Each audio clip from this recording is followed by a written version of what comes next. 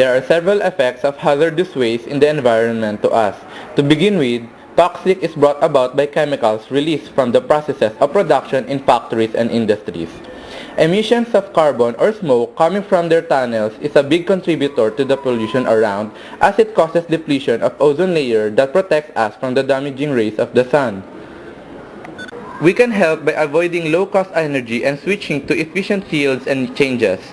Let others know why it is right and important to be serious about using eco-friendly fuel for cars, electricity, and important to control use of plastics, metals, which are irreplaceable. We must all be aware that it is not only the earth that is affected by toxics and pollution. Danger also awaits our health, which in time could lead to the most feared event in our lives, death. We must all be aware that it is not only the earth that is affected by toxics and pollution. Danger also awaits our health, which in time could lead to the most feared events in our lives, death. Now, to broaden our knowledge of preventing and stopping destruction, first, we must distinguish what exactly are the things that are hazardous in our environment, the things that are hazardous in our health, and the things that can bring up the whole world in its total destruction, so that we can come across a way to put an end to the damage that we put in earth to provide an improved home for the future generations. We always wanted to put an end to these environmental hazards. However, what exactly are these? Environmental hazards are any risk that leads to the destroying of our environment. This includes the pollution that we release in the air, on the land, and under the water. Hazards are considered hazards when these affect our daily way of living, such as it could cause injuries, diseases, economic loss, and or environmental damages.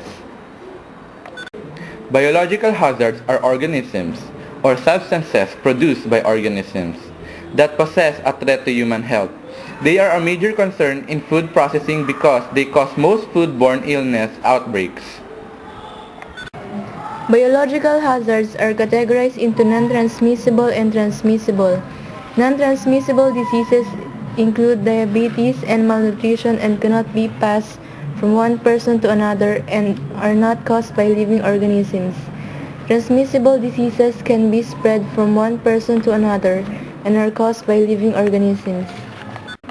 Toxins are produced when toxin-producing bacteria are present in high numbers. These toxins are the ones that cause the diseases. A chemical hazard arises from contamination of an area with harmful or potentially harmful chemicals. Possible sources of chemical hazards include the burning of fossils, materials and chemicals used in construction and industry, pollution of the environment and water supply, chemical spillages, industrial accidents, and the deliberate release of toxic materials. Chemical hazards include the many synthetic chemicals produced by our society like disinfectants, pesticides, and the compounds that contribute to reproductive problems on animals. Chemicals produced naturally by organisms can also be hazardous. Chemical hazards has a huge effect on human health and can cause a variety of serious diseases. Bioterrorism. With every hitch, there should always be a corresponding solution. With this case, hazards for our home and for our health, what could be the possible solution for us to prevent them? With everything we do, there is an equivalent effect or consequence. With this case, what exactly are these things that results to bad effects for all of us, including our innocent home? Everyone can help change the world into a better place. The following are just few of them who tried and succeeded with their goal. Their goal to make a better home out of this destructed earth.